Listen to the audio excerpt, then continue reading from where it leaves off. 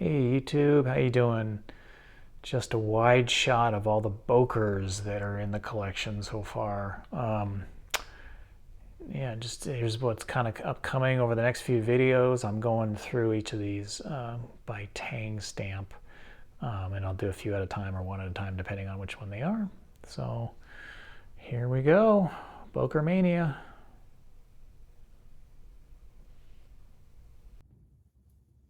Okay, so I am gonna go through the ones that I have the most of first. And I'm just gonna kind of go in groups of 3 or 4. So this is the first Boker group of Boker Mania here. I'm gonna start with this guy. And this guy's in kind of bad shape. It has this Boker shield that's obviously fallen off. This Boker on there. Don't know this. This is wood.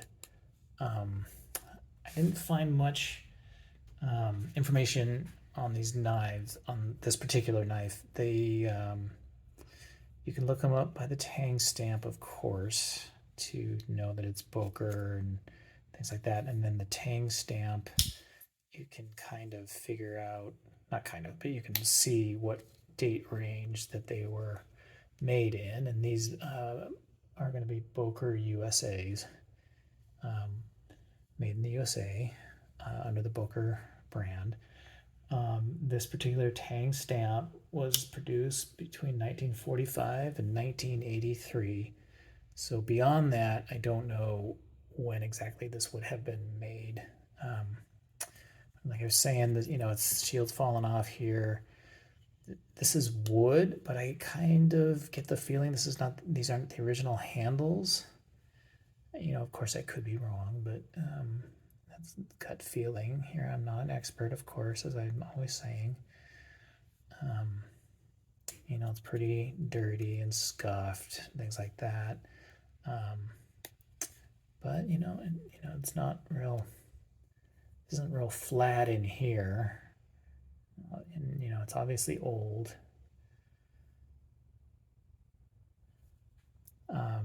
But it continues to, relatively hold up. It looks like this has been sharpened down an awful lot. The model number of this is 50174. Unlike a lot of, that's a nice snap. Unlike a lot of these knives I've had before, Bokers have these model numbers. From what I've read, the model numbers can be sort of all over the place. Sometimes they follow a particular meaning, and sometimes not. But this is pretty tight in here. It does have good snaps on all of these blades. But this one, I don't know whether I'd say it's loose, but it's pretty easy to take out. Half stops. It's an okay snap there. But yeah, this is a Congress pattern, I believe. Nickel silver bolsters, brass liners. Looks like a little bit of gaps going on there. The wood is kind of shrinking here a little bit. It seems like this is glue or something. So, it just looks to me like this is well used, repaired, used. In fact, most of these Bokers are this way. It's not super sharp. Yeah, that's that one. You got a couple more that are in better shape. This next one,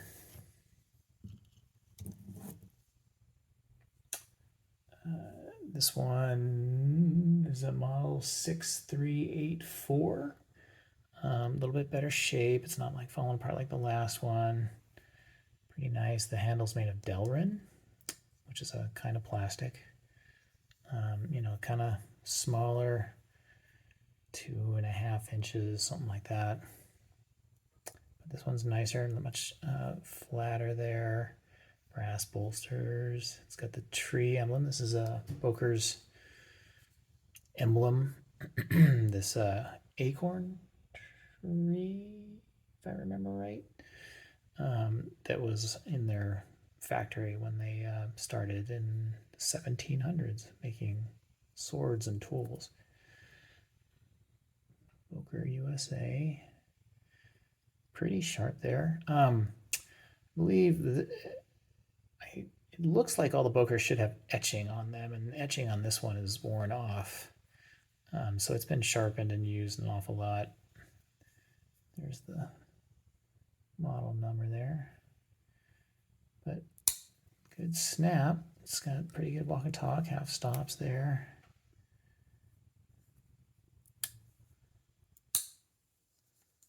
And the pen blade looks like it's sharpened down a decent amount. Very sharp, but pretty good. Well, that one's kind of tight in there. Put a little bit of oil in there later.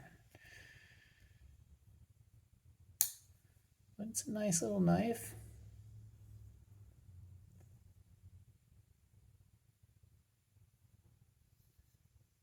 I've often heard Boker is called the tree brand because the tree, obviously. And then this also, if I haven't mentioned before, a Congress pattern. This looks like it's a fishtail pattern because you can see the whole fishtail. This is a 9293. Boker USA on one side, single bladed. There's the model number. And this one, pretty nice. I don't know what kind of material this one is. I didn't see that one. Yeah, kind of a neat little shape, single blade, clip point with some swedging there, long nail pull. I don't know if it's been sharpened down this far or if it should be straighter. Not sure, but it certainly seems like it. And this is another one that should have an etching on it for the brand and everything. It does not. So it's another one that's been, used an awful lot. But, still a nice little knife. No half stops there. Okay, snap. Pretty good walk and talk, though. Yeah, kind of a cool little knife. So, okay, there's the overview. Do a little small bit of care here.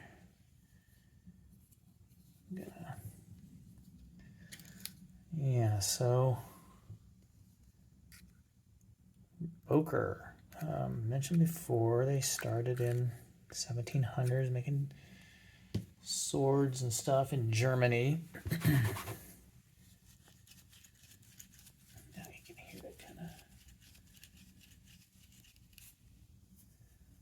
Crunching and stuff in there. Yeah, let's see, 1860s here. Excuse me, I'll get my notes. Yeah, 1860, the family that was running Boker kind of split. Some of them went to North America, to the US, Canada, and Mexico. So you end up with the two companies under the same brand. This is good walk and talk, good snap. And of course, World War II came around, and that was the end of that for a little while. The German plant got destroyed, so the U.S. from then on for a long time took over their plant, and then what was it, 1950s, starting in the 1950s, the German plant was put together, rebuilt. And they started making knives together. One being Boker, the other Boker USA in this case. And then that was going that way till it looks like 1983, the plant in the US shut down. I don't know what was going on with the plant in Mexico and Canada during these times, just the U.S. But then I guess in 1986, they reopened another plant in Colorado. There is a little bit of wobble going on in there. It's pretty loose. Yeah, so 1986, they started back up in Colorado. And they're still making Boker knives out of Colorado in Germany to this day. And from what I understand, they are good knives. They're well made. They make modern knives, and they also make older collector knives. So yeah, that's the story of Boker. I don't know.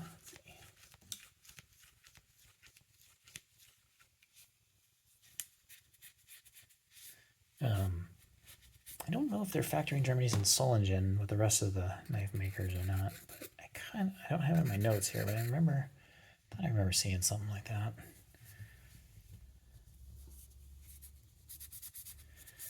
Yeah, this guy's pretty worn.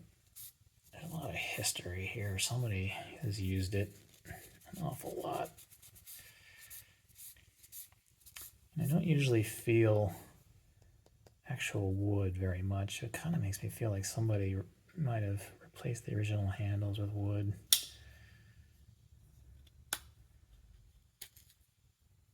That is definitely a guess on my uneducated mind.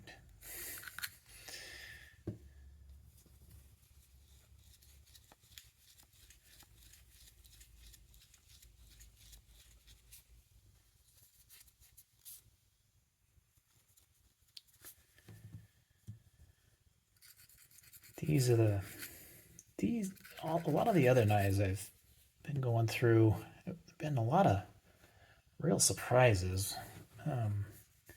Their age and their history and stuff. These Bokers, this is what I sort of consider the typical of my grandfather's collection, which is to say they're good knives, but very used. He picked these up in the flea market. He didn't buy them from the manufacturer. My grandfather wasn't a collector in that sense. Like, he didn't buy the knives from the manufacturer, keep them in the box, and that kind of stuff. He would just go exclusively to flea markets. And so one of the reasons why I didn't really appreciate these knives very much is because I just always thought they were all this, and nobody particularly corrected me of my family. So just, really relatively decent knives, but really worn. So I don't know if anybody would value this enough to buy it off of eBay or not, but we'll see what happens.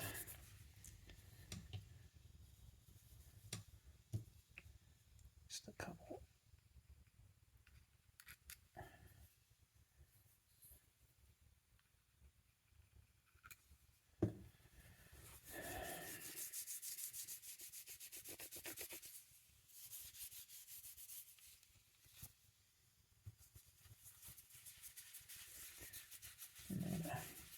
Try to keep this shield with it. So there you go. There's that guy.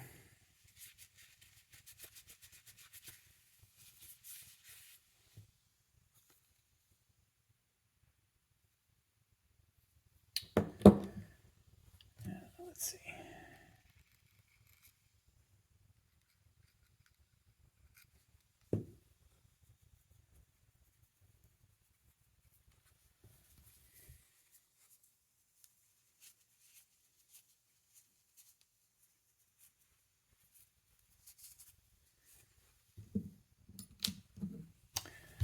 Okay, next up, this little Congress guy here.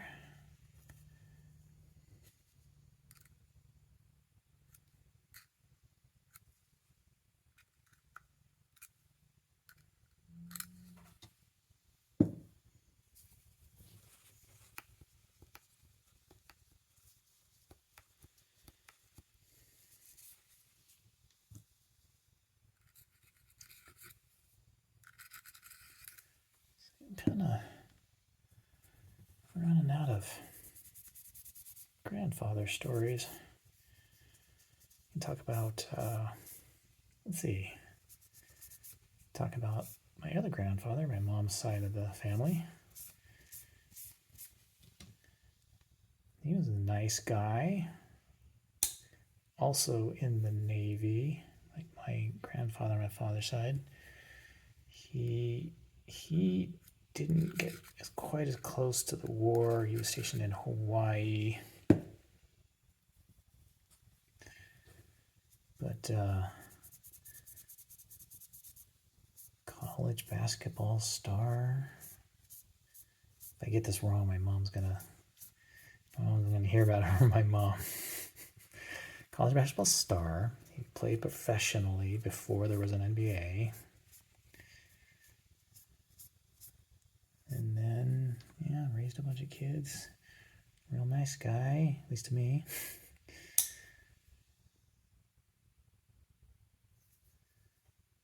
Let's see, born in Ohio, moved to California after he got married.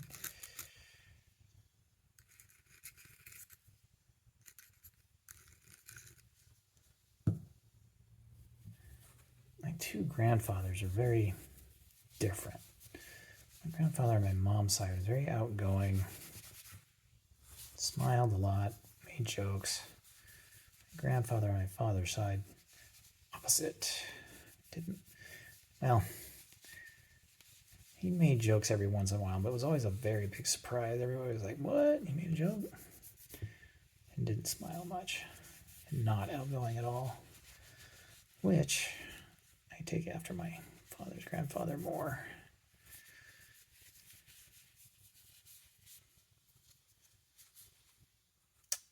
There we go. There's that guy.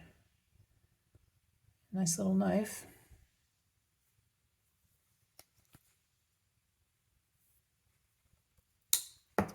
And then the fishtail. Grandfather was going to sell it for $6, looks like.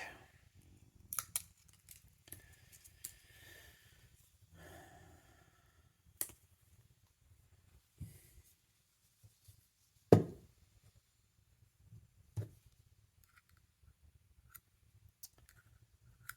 saw a lot more in my life of my grandfather on my mom's side.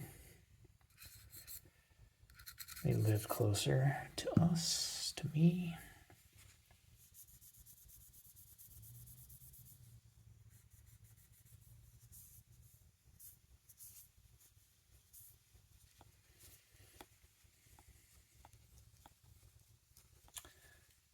What else? Yeah, I don't have a ton of stories. I remember they had a pool. My mother's parents had a pool in their backyard, and that was awesome.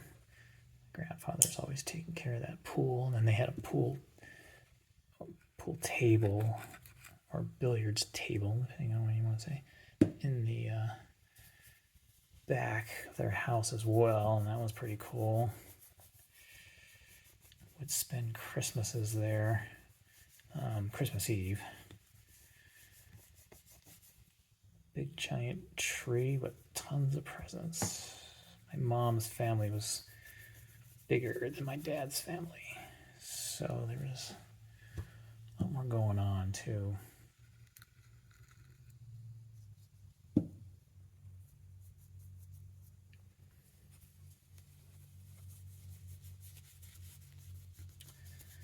He passed away. Oof, not remembering now. 2008, something like that. This century for sure.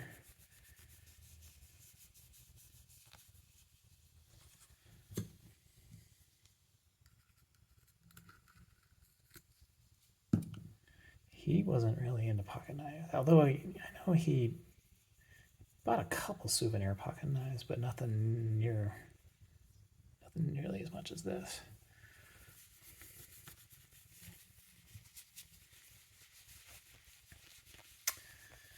Okay, nearing the end of this guy. The first batch of Bokers. Yeah, they shine up pretty nice.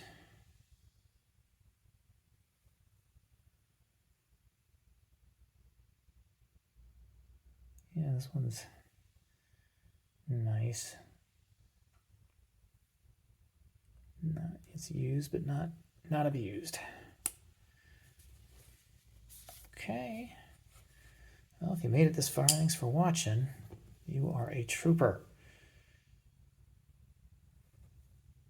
Appreciate you checking on all these knives with me and listening to me talk about my grandparents.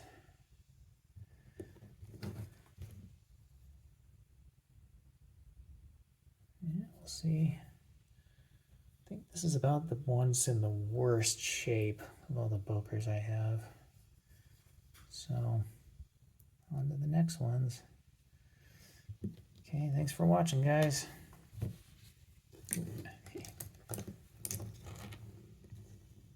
All right.